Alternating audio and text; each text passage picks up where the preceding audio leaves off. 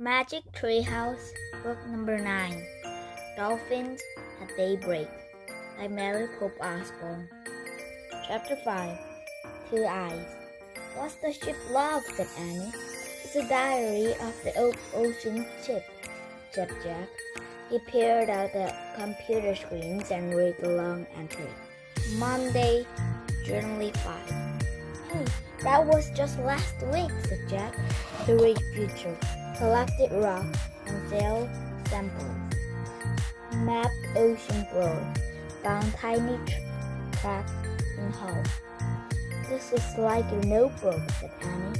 Yeah, the oceanographer is writing notes from the computer, said Jack. Jack and Annie read futures. Tuesday, July 6. Crack has widened, must return to reef soon. The crack where? Said Annie. I don't know, said Jack. He reached for Richard. Further. Wednesday, July 7. More tiny crack cannot be fixed. Heading back to roof today. Uh-oh, this doesn't sound good, said Jack. He reached further. Thursday, July 5. Detective Sub. Return to reef. Leave for helicopter to transport the jaguar. Detective means broken, right? Said Annie. Yep, said Jack. So this stop is broken, right? Said Annie. Yep, said Jack. And it was waiting to be taken away by the helicopter to a junkyard. Yikes, said Annie. Now we really have to get back, said Jack. Let's try suppressing the wave picture, said Annie. Suppress the wave picture on the computer screen. The mini sub began to rise up slowly. Oh, good, said Jack. The subs went past the small pearl mountain. It went past school of fish and waving plants. Oh, gasped Annie. Jack gasped too. The two eyes were staring out from behind the great sea plants. They looked human, except they were as big as the golf ball. The sub moved past the giant plant. Jack breathed a sigh of relief. What? Who? Spluttered Annie. Who asked? Said Jack. They stared back at the plant. Just then, a long arm came out from behind them. Then another arms came out. Then another, and another, and another, and another, and another, and another. Jack and Annie stared in horror at the giant octopus. It's coming after us, said Annie. Slowly, the octopus crawled through the water. Its eight arms reached for the mini sub. Chapter 6. C-R-A-C-K. The octopus hugged the mini cubs. Each of its 8 arms has 2 rows of suckers. The suckers stuck to the window. The mini sub stopped. The octopus stared at Jack and Danny with huge human-like eyes. I don't think it's want to hurt us, whispered Annie. It's just curious. I'm going to research, said Jack. His hands shook as he flipped through the page of the ocean book. He found a picture of an octopus and read aloud. The octopus tends to be gentle, shy creatures. Sometimes, though, curiously get the best of it, and it come out of hiding. See, I told you he's shy, said Annie. She yelled to the octopus. Hi, I'm Annie. He's Jack. Oh, brother, moaned Jack. He ran farther. But the octopus has huge strength. Each of its arms or tentacles has many suckers, which act like rubber seals in cups. It's nearly impossible to free an object from their gas. Oh, great, said Jack. We'll never get rid of this thing. Just then, Jack felt a drop hit his arms. Water. He looked at the ceiling. Uh-oh, said Annie. A thin crack ran along the ceiling. Smaller crack branched out from it. Water dripped from the cracks. We found the crack, said Annie. The octopus better let go before the whole ceiling breaks, said Jack. Let's let go, please, please, Annie shouted at the octopus. The creature blinked, as if he trying to understand us. Please, please, please, she shouted. Come on, Annie, said Jack. He doesn't care if you're polite. The octopus blinked at Jack. Get out of here, Jack yelled at it. Now, beat it, scream, go! The octopus shot the cloud of black liquids into the water and disappeared into the big dark cloud. Its long tentacles trailed through the waters. The mini-sub started to rise slowly again. Here, you hurt his feelings, Annie says. I don't think so. Something bothered Jack. He looked back at the ocean book. He read to himself. The octopus squirted black inks to escape its enemies. One of its main enemies is the shark. Oh no, said Jack. What's wrong? Said Annie. Jack looked out the window. The water was growing clear again. The shadowy figures moved toward the mini-sub. What's that? Whispered Annie. The fish was way bigger than the dolphins. It has a very weird head. Jack could feel his heart nearly stop. The hammerhead shark, he breathed. We're really in trouble now. Chapter 7. Remain calm. The shark swam behind the corals. What did it go? Said Annie, peering out the window. It doesn't matter, said Jack. We have to get to the top. More water coming in, said Annie. Yeah, I know. Come on, faster, Jack ordered the mini-sub. Even more water's coming in, said Annie. Lots more. Jack looked up. The water wasn't dripping now. It was swirling. A few seconds, said Jack. Suddenly, the mini-sub burst out of the water. It bumped on the wave like corks. The ocean sprinkled all around it. Safe, shouted Annie. Jack felt the water rising around his bare feet. Not really, he says. Oops, said Annie. The octopus must have made a crack in the bottom too. The water was up to their ankle now. Jack looked out. He saw the reef in the distance. The subs can make it. It doesn't look like bar, he says. Go, go, go, said Annie. She pressed one of the steering keys. Suddenly, the screen went blank. What's happening? Said Jack. Annie pressed the key again. Then Jack pressed the other picture. Nothing happened. It's dead, said Annie. Oh, great, said Jack. Now the water was coming up to their knees. I guess we'll have to swim, said Jack. He took a deep breath. Right, said Annie. It's a good thing we have swim lesson this summer. Right, said Jack. And it's a bad thing we just saw a shark. Jack quickly found the picture of the shark in the books. He read aloud. If you ever see the shark in the water, don't splash. Swim calmly away. Jack closed the books. We better do the breaststroke, said Annie, so we don't splash. Yep, and stay close, said Jack. Very close, said Annie.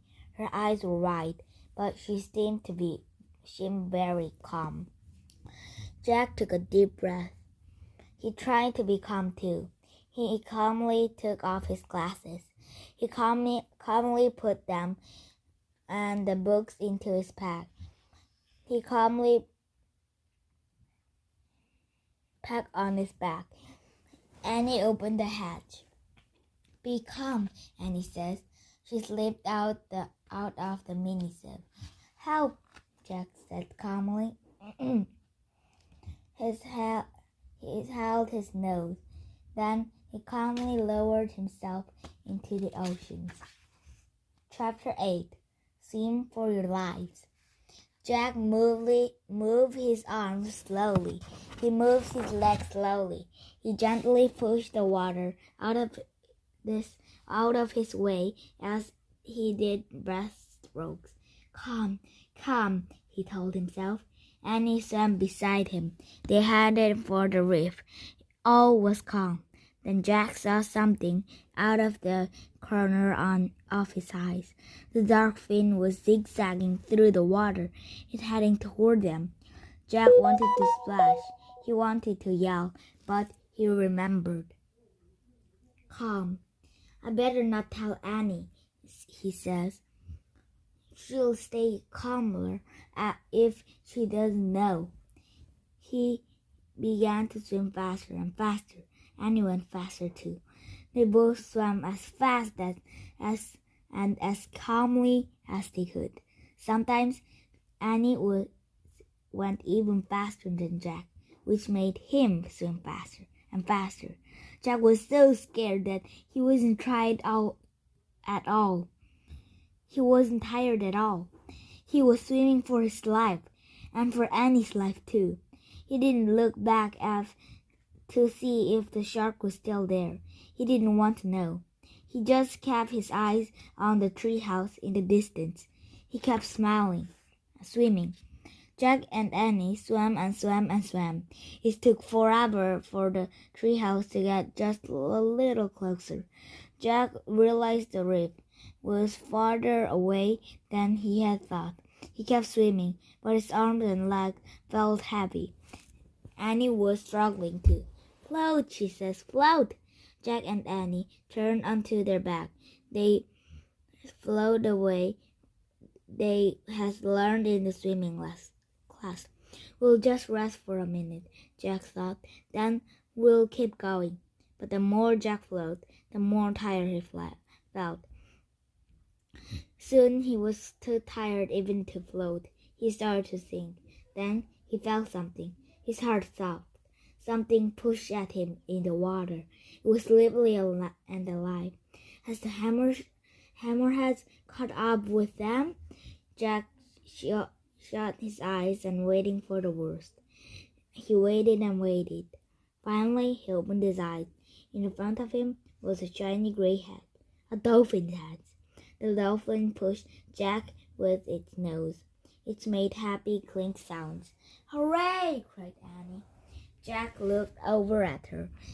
She was clinging to the fin of another dolphin. Her dolphin was moving through the water. Jack grabbed the fin of his dolphins. Then the two dolphins swam smoothly through the water, pulling Jack and Annie toward the reef. Chapter 9. Ouch! The sun shone on the oceans. It sparkled like a diamond. Jack felt safe now. His dolphin was taking good care of him. The dolphins slowed down as they neared the reef. Jack lowered his feet. He felt bumpy curls. He let go of the dolphin's fins and stood up in the water. Annie stood too.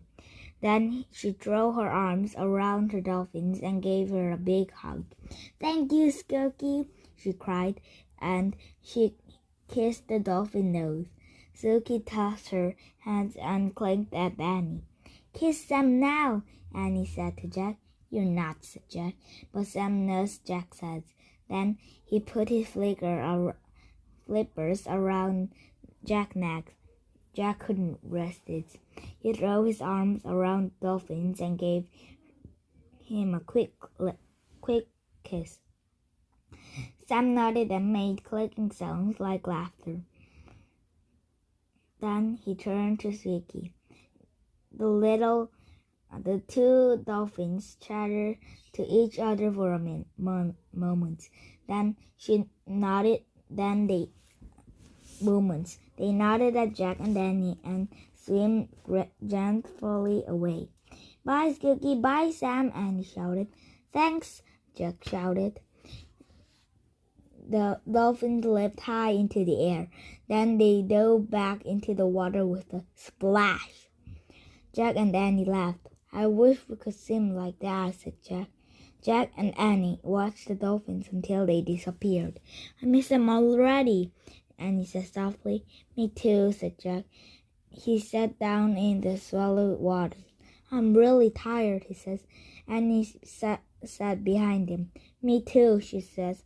The warmer water lapped around their shirts and t-shirts. Jack put off his pack. He took out his glasses and put them on. They were barely with water. Guess what? Said Annie. What? Said Jack. I saw the shark when we were swimming, Annie said, but I didn't tell you. I wanted you to stay calm. Jack stared at her. I saw it too. I just swim faster, so you would swim faster. And I swim faster, so you would swim faster, said Annie. And I guess we swim double faster, said Jack. Jack said. He shook his head with wonders. What now? Said Annie. We go home, said Jack. But we haven't solved Morgan's riddle yet, said Annie. Jack sighed. He pulled his notebook out of his pack. It was soaked. He pulled the ocean books. It was soaked too. We failed, he says. My research is all wet. We'll never be master librarians now. Jack put everything away. Let's go, he said sadly. He stood up. Then he started across Pink Reef toward the treehouse. Annie followed him. Ouch! Annie said. What's wrong? Jack said. Jack looked back. I stepped on something. Annie bit down the rock and to rub her foot. What? Said Jack. A shell? Yes, this. She picked up the large gray shells. Boy, this is rough and gray as rocks, and plain as plain can be, whispered Jack. They had found the answer. The shell looked like a clamshell, only bigger with more ridge. How could this ugly shell be the answer to the riddle? Said Annie. What about the part that say there's great beauty in me? Wait, research, said Jack. He opened the open book. The pages were stuck together, but he was able to turn a few. He found a picture of the gray shells. He read, divers search for oysters in deep waters, but sometimes oysters swash up on reef or branches. Inside some other you can find the pearls. The pearls' natural beauty make it a treasure. It must be a pearl inside it, said Jack. Annie peered into the crack between the two halves of the shells. I can't see anything, she said. How does the pearls get in there anyway? Jack read aloud from the wet page. Sometimes the grain of sand will get between the outer cells and its skins. This irons the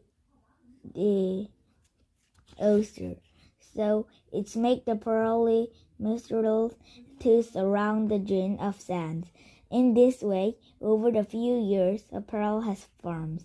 I can't tell if there's a pearls in there or not, said Annie. Maybe we should bang it against the rock, said Jack. Now that would really interest the otters, said Annie. Yeah. Maybe we should just leave it alone, said Annie. She gently put the oyster back in the water. But how will we know if Archer is the right answer to the riddle, said Jack. Morgan said we'll know, said Annie. Come on. Jack pushed his glasses into place, and then he and Annie picked up their shoes and socks. They climbed through the window of the treehouse. Morgan's scroll was lying on the floor. It was open. Look, said Annie. She and Jack stared at the scroll. The riddle has faded away. In the place was the shimmering silver words. Oysters. Morgan's magic, whispered Annie. Jack let out a huge sigh. We've got it right, he says. And here's a Pennsylvania book, said Annie. Let's go home. She opened the book. He pointed to the picture of the Frog Creek woods. I wish we could go there, she says. The wind started to blow. The treehouse started to spin. The winds blew harder and harder. Then everything was still. Absolutely still. Chapter 10. The True Pearls. Dawn lights landed into the treehouse. No times at all has passed since they left. Day was breaking.